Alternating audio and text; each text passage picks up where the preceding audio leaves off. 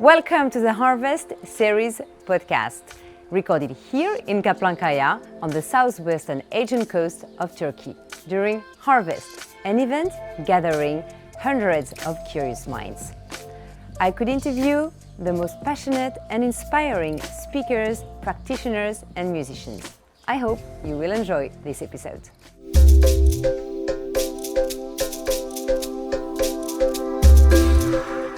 How do you raise your voice in a world that often asks you to stay quiet? That's a conversation we're diving into in today's episode, recorded in beautiful Kaplankaya for this episode of the Harvest Series podcast. Our guests are two minds who challenge dominant narratives. Their work spans journalism, authorship, public speaking, and advocacy. Rokhaya Diallo, Thomas Chatterton, welcome to Harvest. Thank you. Thanks for having me. Thank you so much for being here. How do you feel today, both of you? You just arrived yesterday, right? Yes, I arrived quite late, and I feel like even if I didn't sleep that much, I feel rested. Like I'm less tired than I thought I would be. Good. And you, Thomas? I feel fantastic. Came from New York, which was a long trip, and transferred through Istanbul. But as soon as I landed here in Bodrum and the drive over, I was like, it was worth it. And then when I arrived at the Six Senses, it's been one of the most beautiful places I've been. And the breakfast, as we were sharing before, about the breakfast is in English we say, if something is not something to write home about, it's no big deal. This is something to write home about, the breakfast. Yeah. Full of Turkish delicacies, very dangerous in the end. They don't look like, no, but they're very good. But they're good. Okay, can you start by introduce yourself and your background, both of you? Maybe. So my name is Rokhaya. I'm a journalist, a filmmaker, and an author. My work focuses mostly on gender and race and basically human rights. I'm French born. I was born in Paris. My family came to France from Senegal and the Gambia. And yeah. That's a good start. Okay. And you, Thomas? Thomas Chatterton Williams. I'm a staff writer at The Atlantic magazine. I'm a teacher part of the year. I'm an author.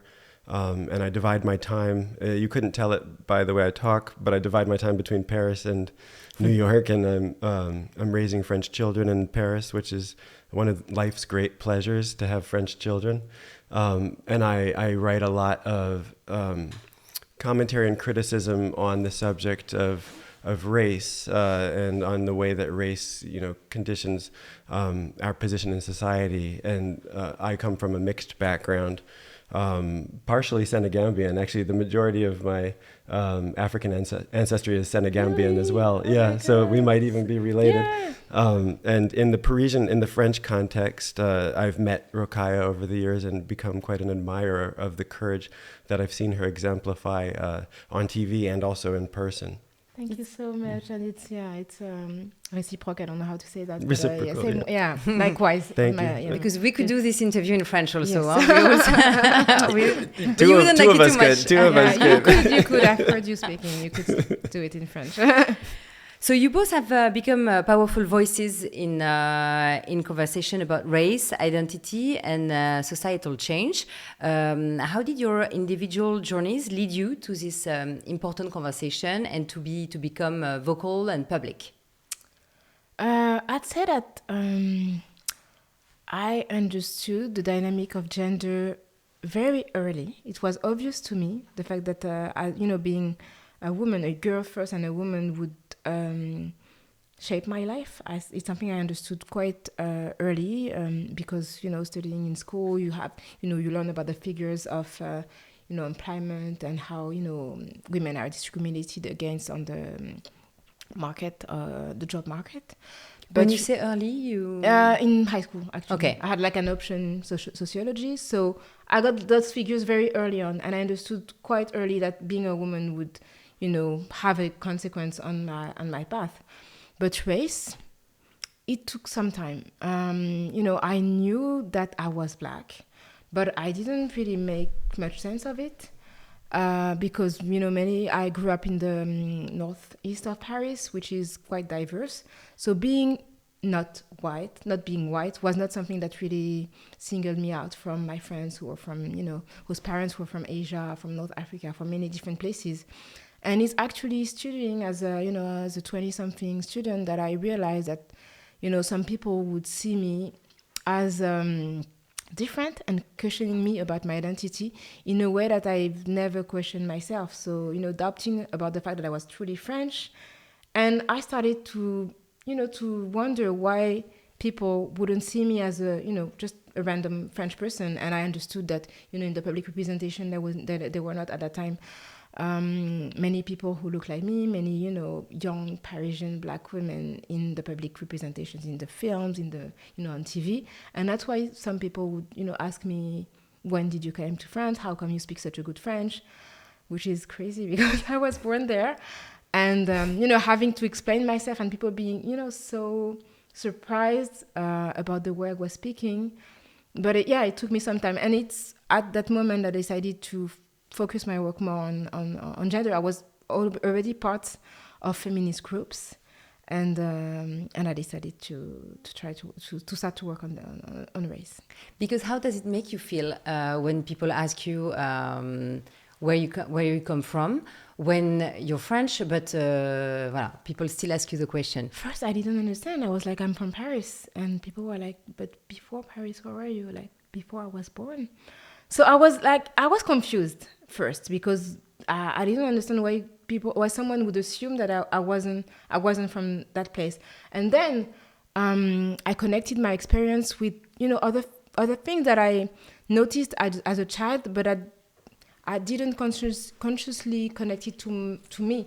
Like I remember growing up watching a TV in which there were not many people looking like me. When I, as a child, most of the Black people that I saw on TV were ridiculed, and actually watching American TV shows really saved me. It saved my ego to see The Fresh Prince of Bel-Air, the series. I love that show. To me, it was like, wow, just a way to finally breathe and to feel like I existed in a place that was different from the images I was used to see, because it was always about, some people, cool family. Some people starving in Africa, which is actually was happening in that time. But some people, being in wars, in places that I didn't know. And as a child, I used to go to Senegal, so I knew my roots very, very, very good. But I couldn't relate with the images that were projected in the public sphere. So watching those shows like The Cosby Show, then The Fresh Prince, and those shows were to me, and I liked the fact that it was a very affluent African American family. In which everybody, with which everybody could relate, whether you were Black or not, you could relate to that family. And to me, it was the first time that I was seeing a Black family that was a model for everyone. So yes, but it wasn't that clear. So it's a bit a click for you, like why there aren't more shows like this? Yes. Okay, so you're happy to see that, and you're happy to see that, and you're like, oh, but why is it only in the States? It took me some time. Yeah, it took me some time because to me it was just impossible to see a French show with people like me. I really had the impression, I was under the impression that I couldn't exist in that space. Even today, being on TV and working on TV, it's something that I couldn't have imagined, like, when I was a teenager, like 30 years ago. It was something that was impossible. To me, it all only belonged to the US or maybe to the UK, but France, I couldn't imagine having someone like me in a film, being like, the center of rom-com, a Black woman.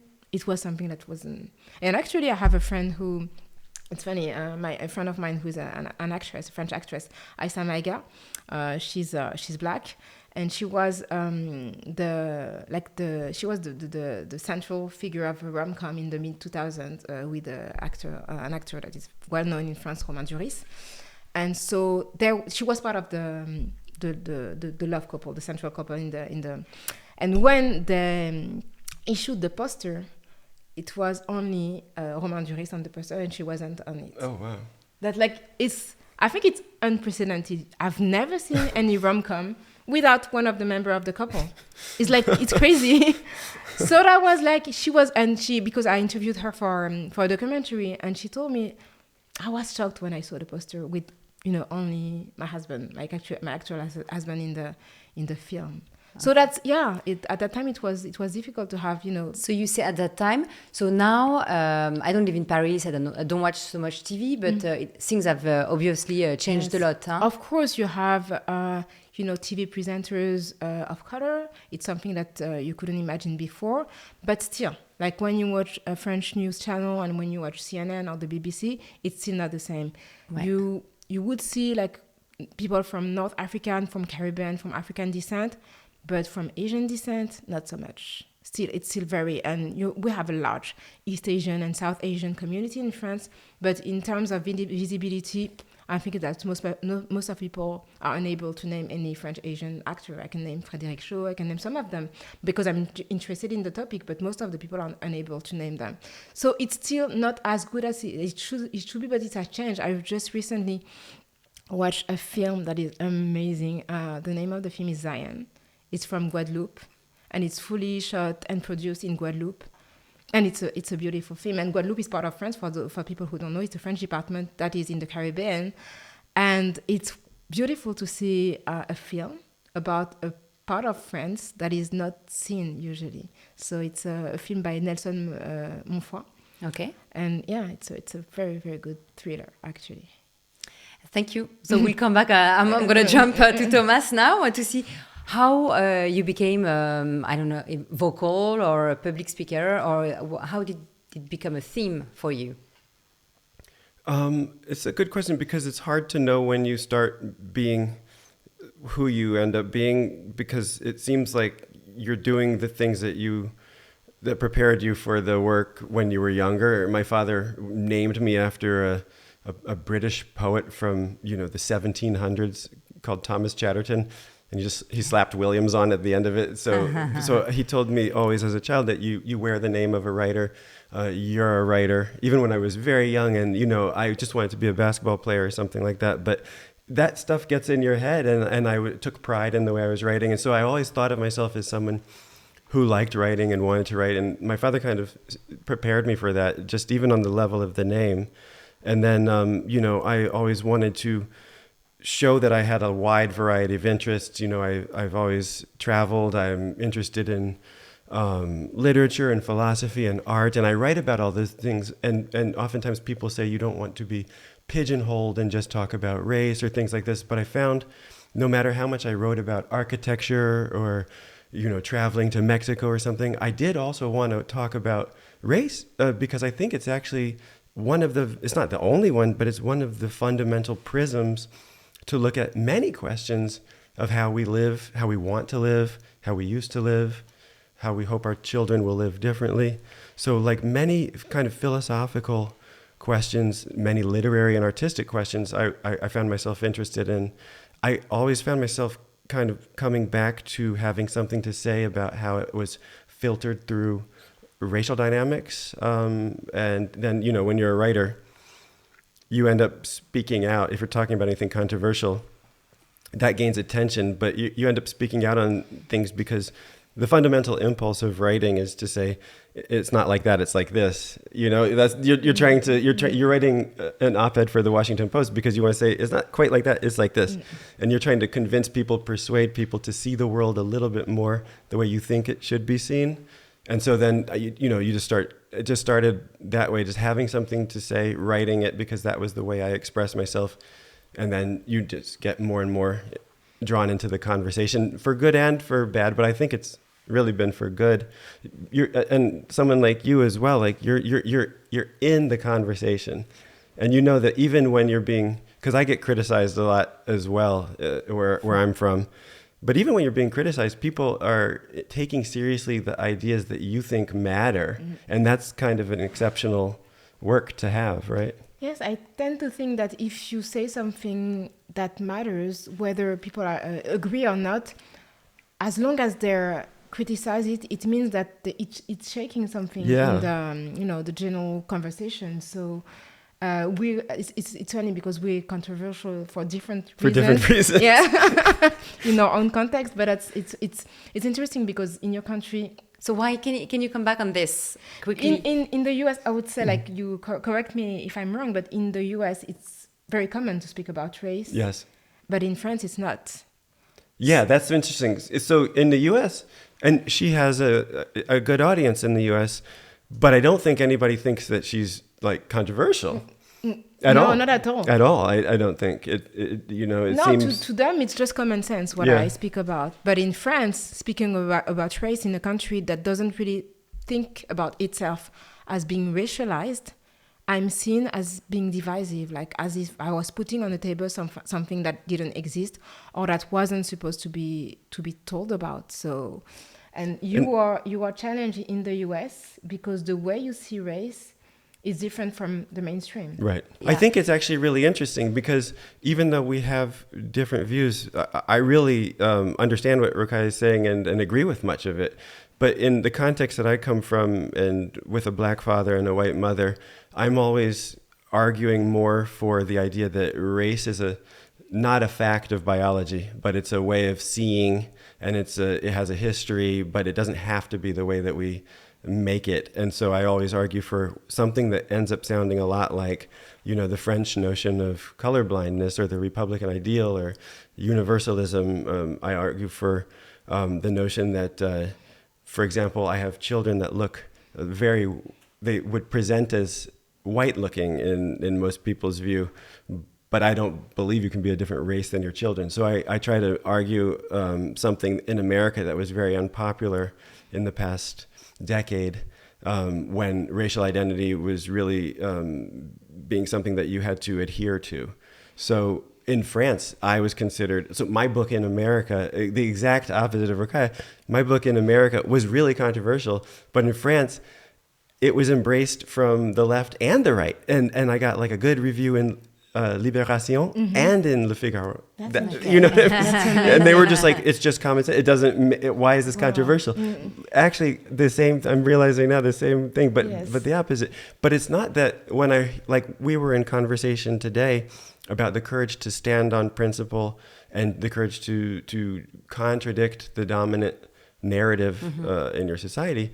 And when I'm interviewing Rokhaya today on stage, it's not like when she's talking about her perspective of saying that there are experiences she has that are not really recognized in the mainstream, and they're racialized experiences based on who she is and how she looks. It's not like I'm sitting there and saying, I don't agree with that at all. There's actually quite a lot of overlap in how we see the world.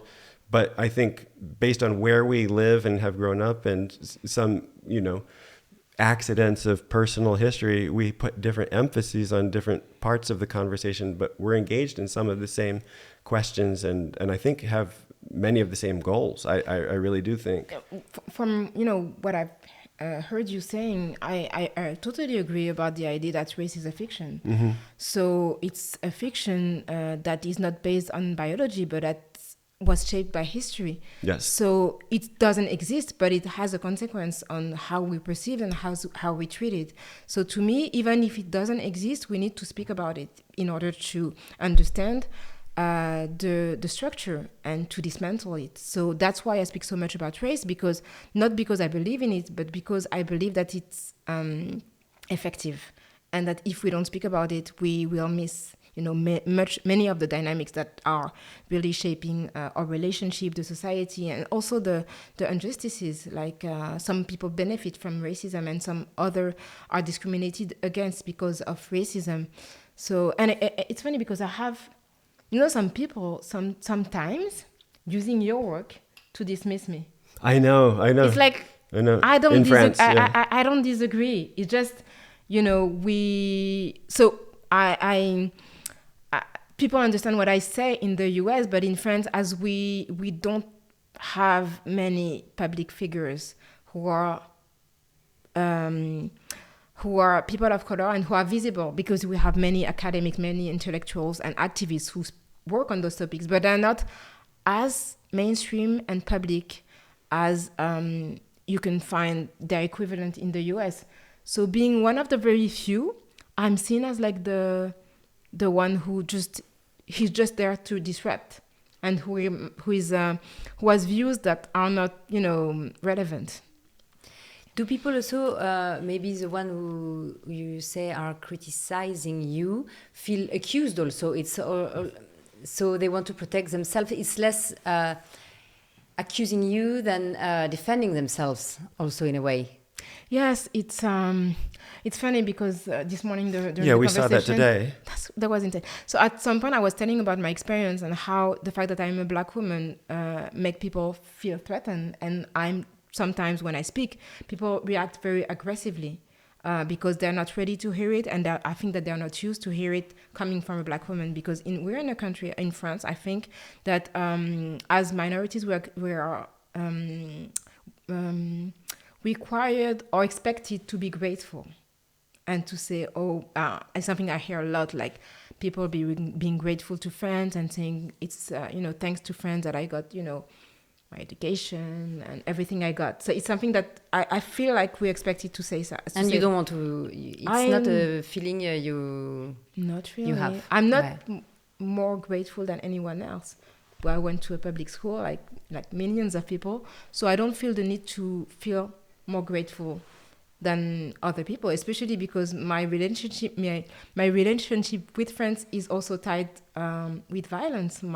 I'm French because the country of my ancestors was invaded by France, and I have an ancestor who was, one of the leaders of the resistance against France. He was captured, he was killed. So, and the military, who was the head of the army that went against him is Le Général Faidherbe, and he has a metro station. So even being French, there is a complexity of being, having that identity and citizenship, and at the same time seeing people who assaulted my ancestors being glorified in the streets, in the names of the streets, the names of the metro station.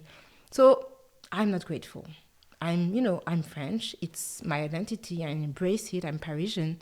But I don't feel the need to be more grateful than anyone else, and I don't remember what I was saying. No, we're talking about this woman, but we're not. Yes, because people feeling accused because of course she's thinking like France is maybe moving, doing a lot of stuff to be more fair, more equal, and there are some actions. So maybe, and she wants.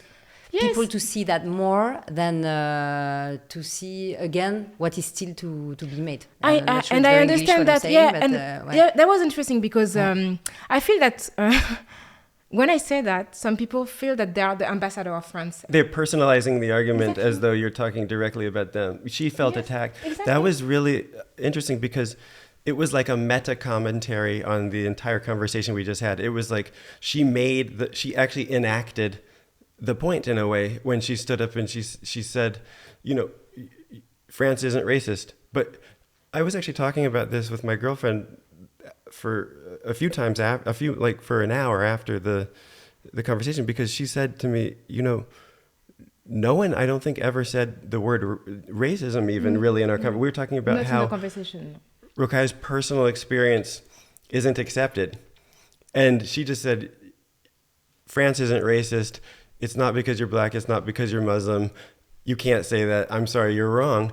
And I was like, wow, like she just literally isn't accepting, you just talking about your own experience, but you weren't even talking about race. You were talking about no one's accepting my experience. And I was just asking you that. You weren't even bringing it up.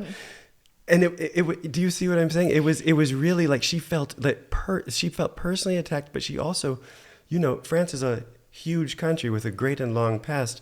There is no one way that France is. France is a democracy, but it also has some, I would say, authoritarian tendencies from an American perspective on speech issues and other things. France is a complex society. There is racism in every corner of the earth. There is no society that's got no racism. So it seemed to me strange that she would. It seems to me strange that she would stand up and say that it's impossible what you say can be true. Because you have many, left-wing parties that are very critique against France, and I've never heard any white leader of the left being accused of not loving friends. When I hear that, it's always used against children of immigrants. Both of you arrive in a beautiful place, and there are animated discussions. Sometimes you don't regret, and you just say, I'd be happier not to be so exposed, because it's a bit exhausting also not to create discussion. Or do you enjoy that, or do you feel you have a mission, or you want someone else to take to go on with, and you relax a bit and someone else talking for you now? Both. I mean, I'm happy to relax and be in a beautiful place and, talk about, working out and going to the sauna. I could do that all day, but the conversation topic that we were asked to discuss was courage. And so, there are some forms of physical courage that we're not talking about, but there's also forms of intellectual courage, or, discursive courage, I guess I would say, where you make interventions into public discourse. And that seems, it seems that I never expect that everybody will agree with me, but I do expect that in good faith we can talk about things, and we can assume the other person is being earnest and making arguments worth taking seriously. And then I really don't think that means that we can't go and have like a really nice lunch together afterwards if everybody's, speaking from that position, as opposed to accusing, which I haven't, a lot of people came up to us after the conversation and said that they really appreciated hearing it. So, that makes it feel like it's really worthwhile to do. I don't know about you, but like it's pretty tough to be upset about anything when you're sitting yes, definitely. on the Turkish Mediterranean. Yes, the context just makes I'm not talking about here. I'm talking in general. Like in general, it's hard to be to talk about something not consensual all the time, and to have some fights. I'm sure on internet, it's an everyday thing. That's what I was not really talking about. I get here. your point. Yeah. I was talking in general. Yeah, I think that's a personality thing too. I mean, I don't have a lot of friends who could tolerate getting screamed at on Twitter and on the internet the way that I have to as part of my work almost. It just comes with being a writer, making certain arguments. So I think that it doesn't bother me as much. I had an older brother who was pretty tough on me and always contradicting everything I said and bullying me. So he prepared me my dad named me after a writer, and then my brother bullied me until the point that I could take the abuse of being a writer. So my family is to blame. They helped me though. Well, I think I realized that I don't really care if people don't like me. It's not something that I care about the affection of people that I like and that I love. But if I don't know you, and you don't like me, it's not my problem. It's yours. It's like definitely that's a superpower. If you really feel, if it doesn't get to you, that's amazing. But sometimes it's so funny, like the energy people put in disliking you, like the long comments, and like what, like you have nothing else to do. Like I wouldn't have the time to comment on people I don't like. I don't share ideas with. I wouldn't. So to me it doesn't make any sense. It's their problem. But the other thing is that sometimes I get tired of not being understood.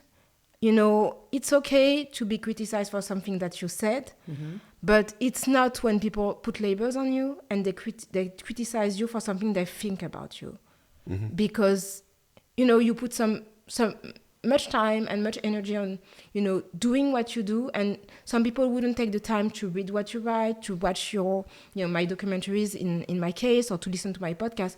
They just put an image and they criticize what they think you are, and that is tiring. And the other thing is that there are many things that I like and that I don't get to speak about publicly, and I would love to be less in confrontational situations and more in conversations about culture, about film, about mangas even, than I am currently. So it's sometimes it's tiring to be I take part too many debates, and sometimes I refuse to be in a debate because I know that I'm just there to be in opposition.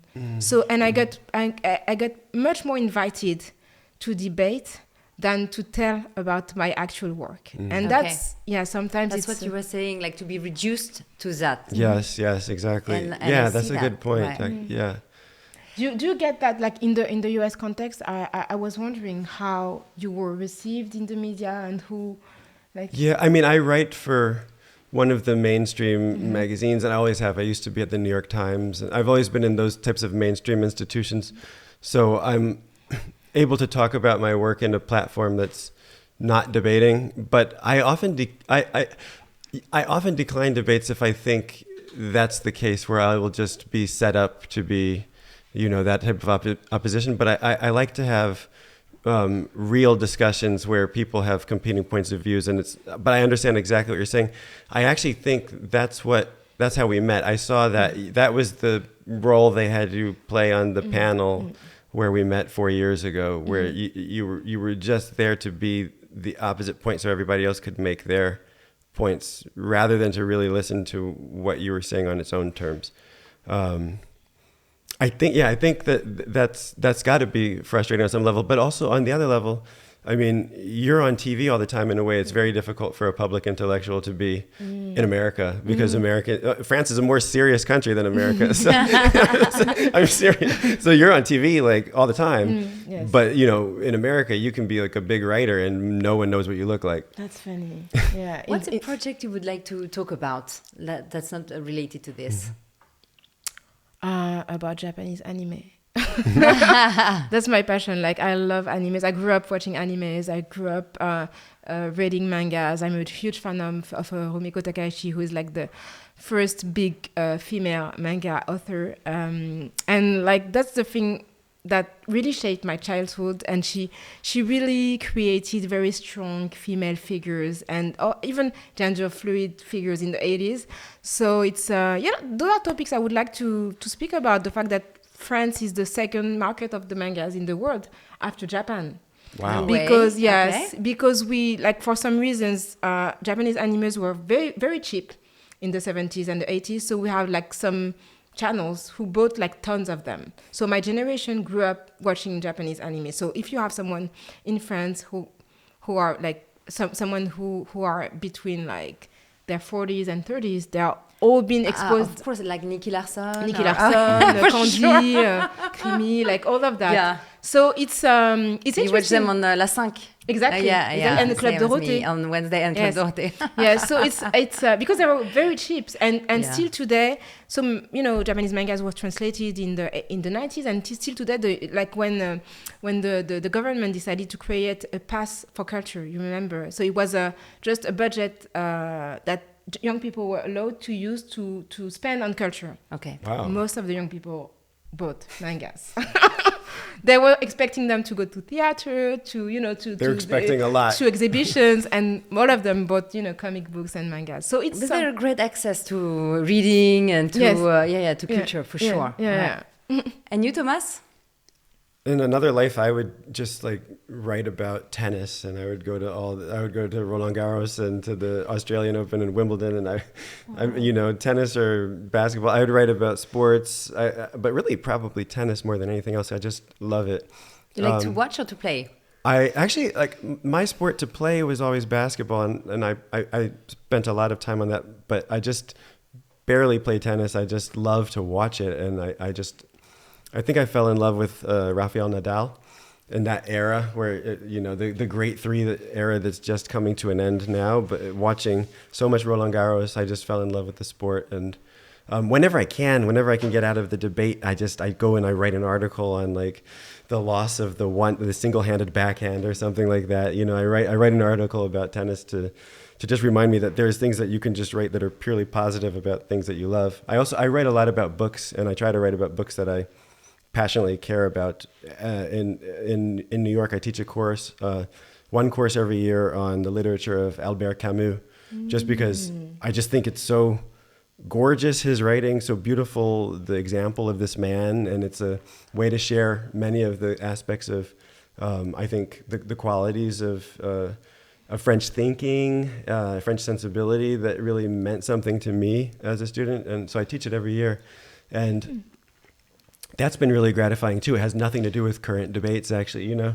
What's your latest work project, and what are you working on right now, both of you? I've got a book coming out in August. It's called Summer of Our Discontent, about the summer of 2020. And it's really also about the movement from, I guess, the early hope of the Obama era to now the kind of this much darker political moment that we found ourselves in with Donald Trump. So it traces about the past 15, 17 years of American history, but it also has some sections looking at France. And there is this section on the Tocqueville conversations in there as well. This conference that Rokhaya and I were speaking at makes an appearance in the book. That's coming out in America in August, and then it's going to be published in 8 countries, including in France by Grasset, I think, in 2026. Amazing. Okay, I can't wow, wait beautiful. to read it. Ouais. And actually, thank you so much for having been there at that time. And it was a very, very good way to meet. And I was really touched by the way you supported me at that time. Oh, thank you. And you, Rokhaya? So I just published a book in March, which name is Le Dictionnaire amoureux du féminisme. So in English, that would be translated as A Lover's Dictionary on Feminism. So it's a personal dictionary, a 600 pages dictionary on my version of feminism. So many words, like age, people like Janet Jackson, like Simone de Beauvoir, Gisèle Halimi. So it's all about what has shaped my feminism, and it includes pop culture, theory, history, and yes. And my next work is graphic novel. Oh. Yes, and it's something that is closer to you because it's the biography of Angela Davis. Wow. Yes. So yes. That's cool. You're writing it, but you have someone else drawing it. Yeah. I wouldn't because recommend. I know you're into anime. Yes, I used to actually to draw, but I wouldn't. Gotcha. I wouldn't dare to do so. So I'm working with Annelise Nemorin, a young. Actually, she works in animated fiction, and we're telling about the story of that feminist giant who is Angela Davis, and it's amazing to work on her journey, which is so inspiring. Beautiful. If you had like this, the last question, usually I'm asking a question about courage, but I think we already talked a bit about courage during the interview. So just if you had a magic wand and you could create like a simple law or a simple thing, you could change a little thing that would make you happy, what would it be? Oh, it's a bit tricky. I'm sorry. That's very tricky. Yeah. you can take a few seconds and a little thing, quite realistic, not something that something that could be very quick and doable. Yeah, I guess I wish that if I had a magic wand, I would want to repair our ability to talk to each other in a way that would be conducive to having a healthy society. And so, I think I would take my magic wand and I would make social media disappear. Ah. Yeah, I think I would. That would make idea, life you know what? better, I think, in a lot of ways. Ouais. Oh, wow. I think I would love to have everyone being able to tell them their stories in a way that would be accessible to everyone and at the same level, because I would love from younger people who are in places in which they don't access the means to create, to produce narrative films, to write, to be able to do so and to expose what they have to say. So you would keep social media. It sounds like. Oh, definitely. Like, I love social media. Use yes, I'm all about social media. I love social media.